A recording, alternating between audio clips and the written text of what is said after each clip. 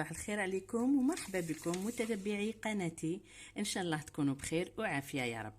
نتمنى يكون هذا اليوم يوم بركه ورزق باذن الله تعالى. نبداو هذا الفيديو بالصلاه والسلام على خاتم الانبياء محمد صلى الله عليه وسلم. واليوم راح نقدم لكم طبق الدولمه فلفل وبطاطا بلا فيونداشي في الفرن. تبعوا معايا الوصفه للاخير ان شاء الله. نبداو بسم الله الرحمن الرحيم.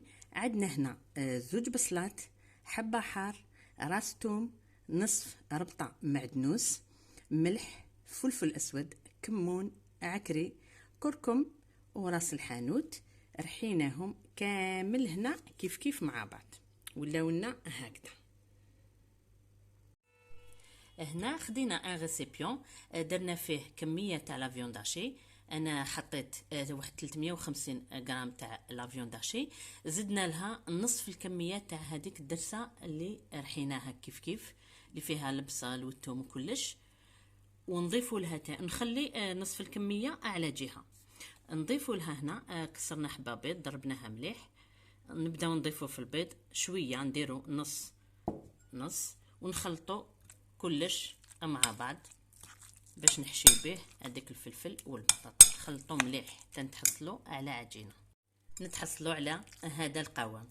يعني الا كانت مخصوصه بيض كملوا هذيك الكميه تاع البيض، الا جات سوا حبسوا. وهنا كيما راكم تشوفوا عندي 6 حبات تاع فلفل طرشي هكذا صغار ماشي كبار.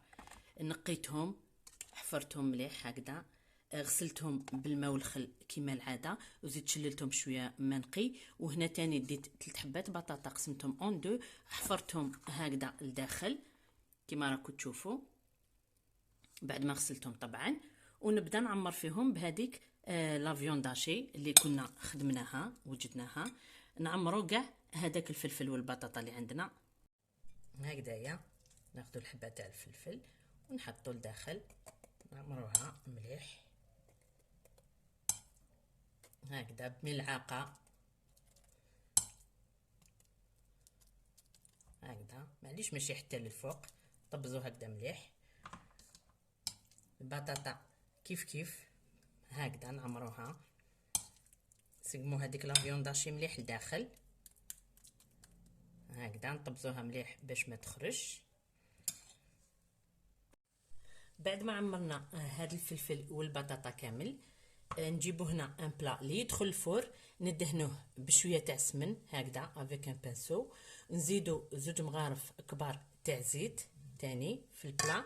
وهذيك الدرسه اللي خليناها نزيدو نقسموها اون دو تاني، النص نفرشوه في البلا هكذا، والنص الاخر نخلوه باش نطيبو به ان صوص روج. نفرشوه مليح في البلا تاعنا كامل هكذايا هكذا عشوائيا برك هكذا. ناخذوا البانسو تاعنا نزيدو نجيبو شويه سمن ندهنوا بها كاع هذاك الفلفل والبطاطا هكذا كامل ساير داير، ندهنوا مليح ونفرشوهم فوق هذيك الدرسه في البلا كامل حتى نكملوا كاع الحبات، ندهنوهم بيان بالبانسو هكذايا بالسمن باش يتحمر لنا مليح حتى نكملوا كاع هذيك البطاطا والفلفل، نفرشوهم بيان في البلا تاعنا هكذايا. نصفو كامل، نزيد له حوالي نصف كاس تاع الماء دافي ولا بارد كيما تحبوا باش ما تتحرقش هذيك الدرسه.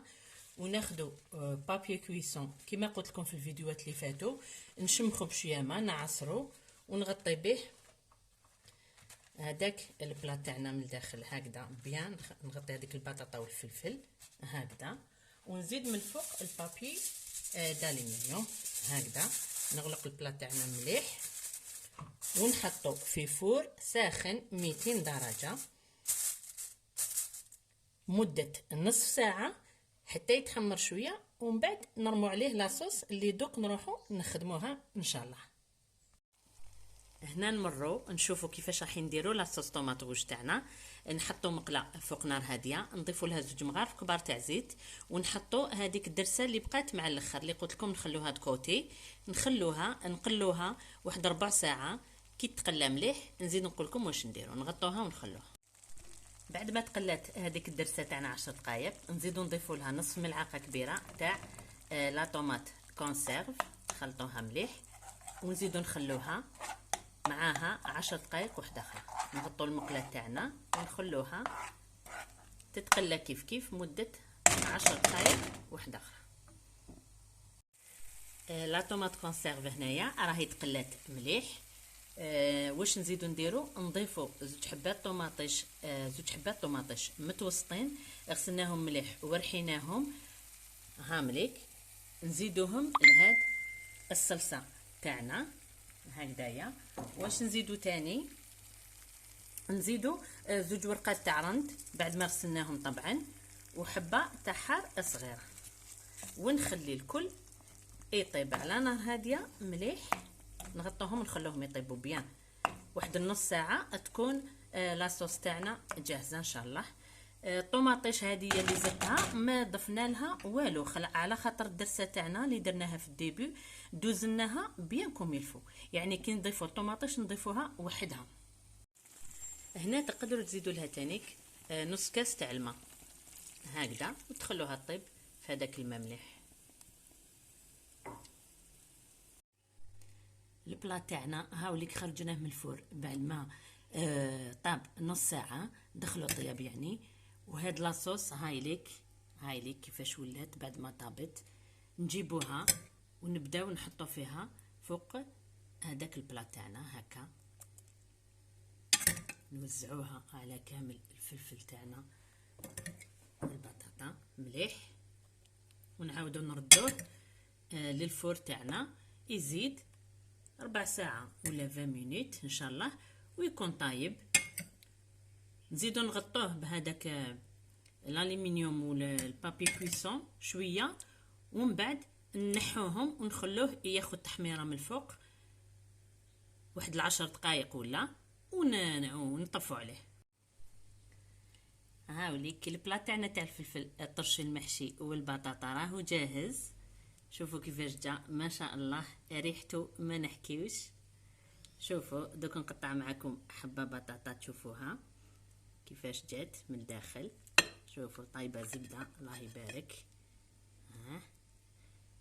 شوفوا الفلفل، شوفوا يتقطع بالخف طايب الزبده ما شاء الله.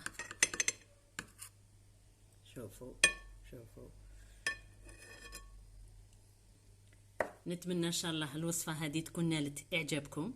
ما تنساوش تزيدوا تعاونونا بالتعليقات واللايكات، والى اللقاء مع فيديو اخر جديد ان شاء الله.